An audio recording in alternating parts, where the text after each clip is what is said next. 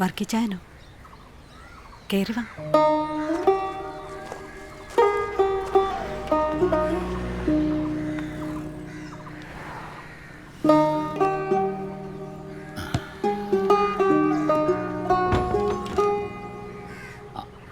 ആഹാ, മോള് ഇവിടെ ഉണ്ടായിരുന്ന? കടയിലായിരുന്നു ഇതുവരെ. ഇപ്പൊ ഉമ്മയെ കൂട്ടാൻ വേണ്ടി വന്നതാ. എങ്ങനെയുണ്ട് മോളെ തയ്യൽ കടയും കമ്പനിയൊക്കെ? അന്ന് പറഞ്ഞ ഓർഡറിന്റെ പിന്നാലെയുള്ള ഓട്ടത്തില്ല. സാരമല്ല മോളെ, ഈ തിരക്ക് പിടിച്ചിട്ടുള്ള ഓട്ടം പാച്ചിലൊക്കെ ഒരു രസാ. എനിക്കും വലിയ രസമായിരുന്നു അതൊക്കെ. ഇപ്പോ പഴയ പോലെ ഒന്നും ഇല്ലാട്ടോ. ഇപ്പൊ ഈ കാണുന്ന കിബർ മാത്രമേ ഉള്ളൂ. എൻ്റെ ഏലിയമ്മ പോയ പിന്നെ ഞാനങ്ങ് ഒറ്റയ്ക്കായിപ്പോയി.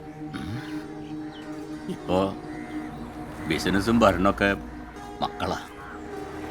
ഒരു പ്രായം കഴിഞ്ഞാൽ പിന്നെ കുട്ടികൾ പറയുന്നതനുസരിക്കാതെ ജീവിക്കാന്ന് വെച്ചാൽ വലിയ പാടാ.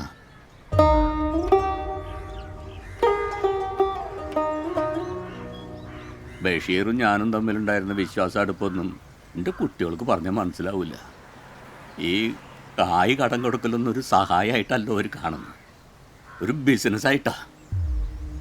ഈടൊന്നുമില്ലാണ്ട് ബഷീറിന് ഞാൻ കായ് കടം കൊടുത്തേന് എന്നും അവിടെ കുട്ടികൾ വഴക്കും ബഹള. ഇപ്പൊ തന്നെ ഞാനിവിടെ വന്ന് നിങ്ങളോട് ഇതൊക്കെ പറയുന്നുണ്ടോയെന്ന് അറിയാൻ വേണ്ടിയിട്ടാണ് ഡ്രൈവറേയും കൂട്ടി ഓരോന്നും അങ്ങോട്ട് വിട്ടിരിക്കുന്നു. അത്രയ്ക്ക് വിശ്വാസം. ഞാനങ്ങനെ മരിച്ചു പോയാൽ നിങ്ങൾ കായ് തിരിച്ചു കൊടുത്തില്ലെങ്കിലോ എന്നുള്ള പേടി അവർക്ക്. സഹി കേട്ടിട്ട ദൈവത്തിന് നിൽക്കാത്ത കാര്യത്തിനായിട്ട് ഞാനിങ്ങോട്ട് വന്നു.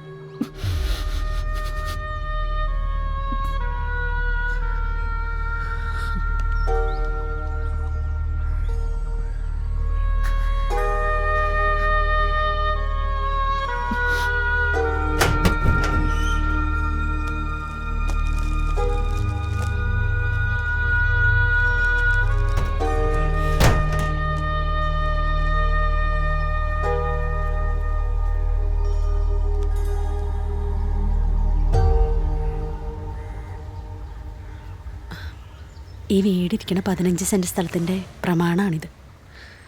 വാങ്ങിച്ച കാശിന് ഈടായിട്ട് കുട്ടികൾക്ക് നിങ്ങളിത് കൊണ്ടുപോയി കൊടുക്കിച്ചായ.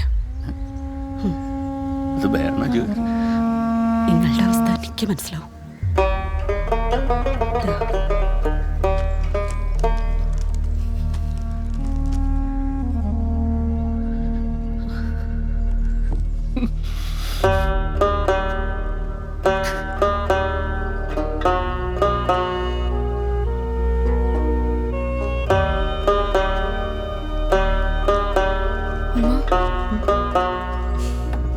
നീ എന്തിനാ മോളെ വിഷമിക്കണേ? നമ്മുടെ ലോഡ് പോയി കഴിയുമ്പോൾ തിരികെ വാങ്ങാലോ.